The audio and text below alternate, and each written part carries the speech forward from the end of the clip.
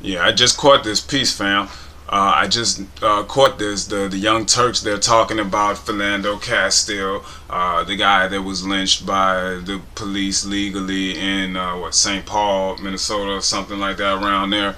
Um, and previously they were just talking about how he was stopped, like I guess like 50 times or something for traffic citations or whatever, petty traffic citations that really don't, there's no victim, so it's not really a crime, and it's violations of statutes.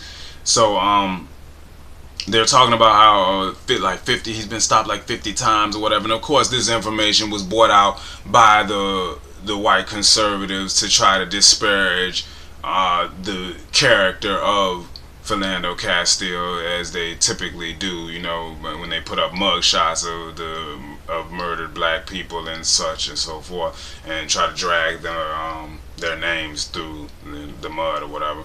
But so he explains that, and what we all knew as soon as we heard that, the guy had been stopped like 50 times or whatever, we all knew that, oh wow, they've been fucking with this guy for years then. You know what I mean? We all knew that, but white people, because this is outside of their reality, white conservatives and even many white liberals, they would look at it like, oh man, that guy, he's a public menace, he's a menace if he's been stopped that many times, but they don't understand the reality of the situation, so he goes on to say that about, I guess, maybe about half of those charges ended up being dismissed, and of course it's stuff like displaying your license plate wrong, and stuff like that. So it's just reasons that they had for stopping him. But check out what he says. He gave an interesting point. The Young Turks. I like the Young Turks because he's not unlike the white liberals. He doesn't pretend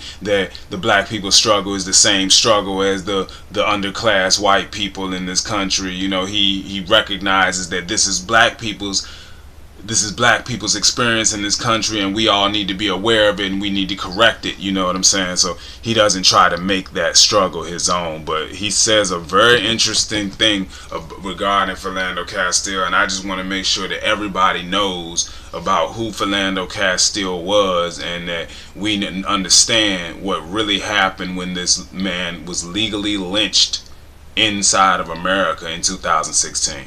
Yeah. And so, by the way, about Castile, I know that after anybody dies, people always say wonderful things about them, like, oh, he was a saint, he was this, etc.